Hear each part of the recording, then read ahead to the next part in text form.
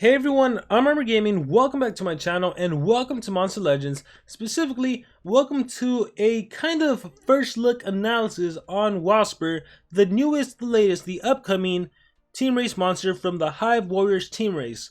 So recently I made a video about how to prepare for the team race, and I mentioned that pretty much every monster that Social Point has been releasing has been pretty good. So now we actually get a chance to analyze this monster and see whether or not he's good. So obviously right now we don't know his stats. So once his stats actually do come out, once Social Point releases them, or whether they show up on the Monster Wiki, I'll make an official analysis.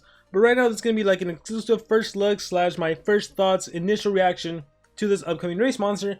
That way you guys can start deciding whether or not he's worth it. So first of all, he is magic, and I did kind of call it. I did say based on his color design he might be magic. I was thinking maybe there was also a possibility he could be metal. I was thinking he even looks kind of like a nature monster, like right, he's a bug. But yeah, he ended up being magic, so that's pretty cool. Let's see his monster bio. Scrolling down, this magic bug spent years hiding from Clivia, who was obsessed and wanted to devour him in one bite. However, now Wasper has come out of his shelter with a set of heavy attacks and a new trick up his wing trait disabling. Ah, this monster is going to be able to trait disable. Who's going to do the chasing now? So I guess Clivia is his nemesis. Alright, let's see. Annoying insect, low physical damage. Mosquito bite, moderate magic damage. These are default skills. Sting out applies double damage to itself. That's it. No extra turn, just double damage. Okay, not off to a good start.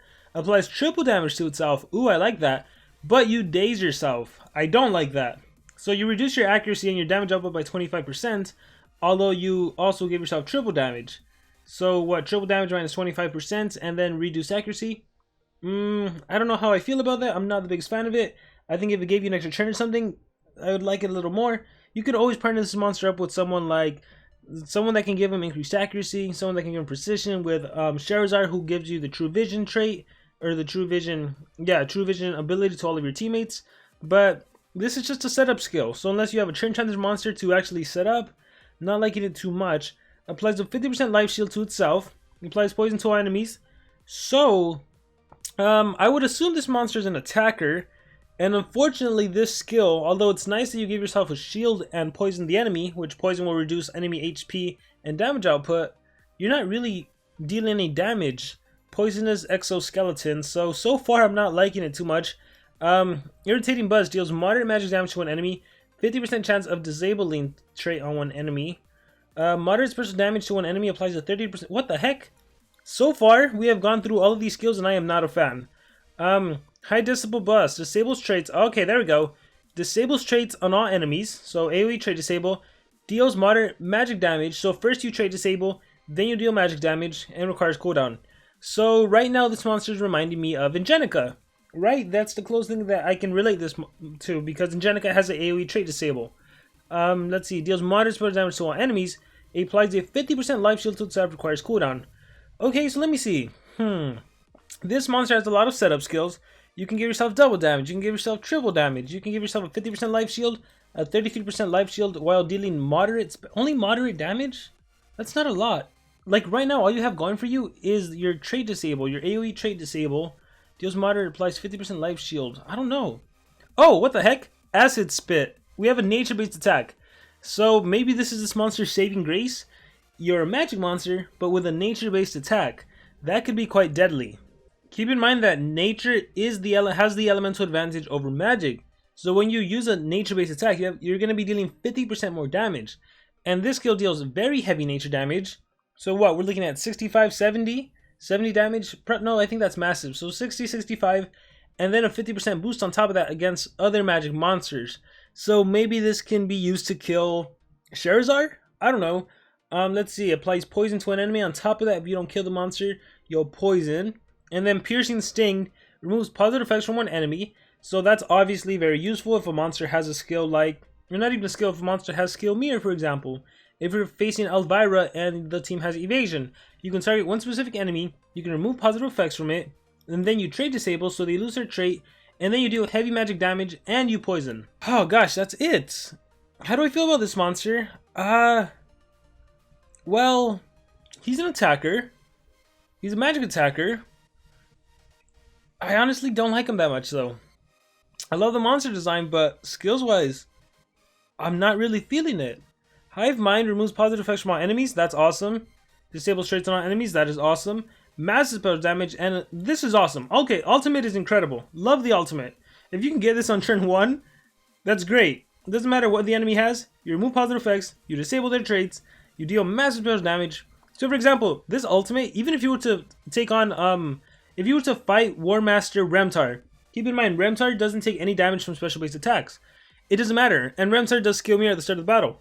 If you were to get your ultimate at the start of the battle, you would remove the skill mirror from the enemy team. You would trait disable, which means Remtar will take damage. Remtar and his team will take damage from special-based attacks, which means then your deals massive special damage would actually damage the enemy, and then your team gets a shield. So in case anyone stays alive, your whole team has 100% life shield.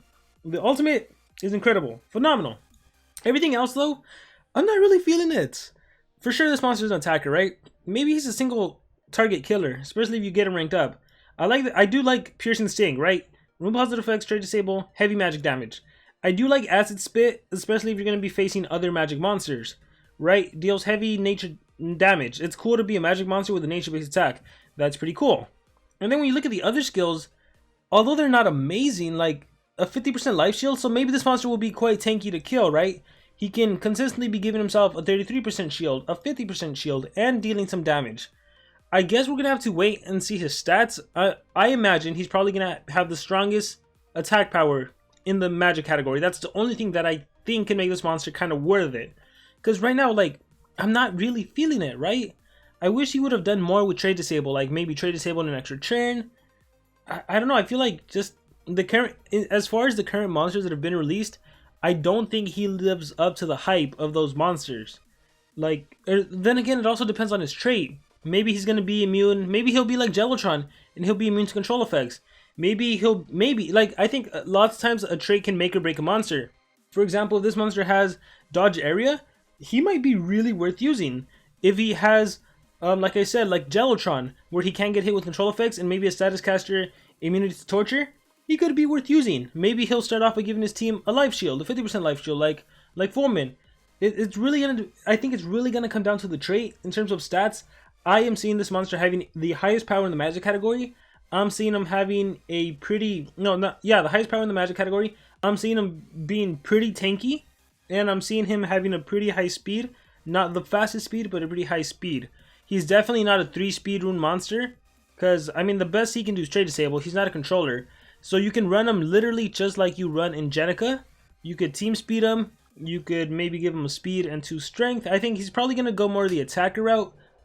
But yeah, looking over them again, like, double damage, wouldn't run that. Triple damage in days, I don't even think I'd run that, unless the only way I would see myself running this skill is if afterwards I could go with Sammy and give him precision and an extra damage boost, because then it stacks, and then I can do an AoE skill. 50% life shield and applies poison. I really don't like this skill at all.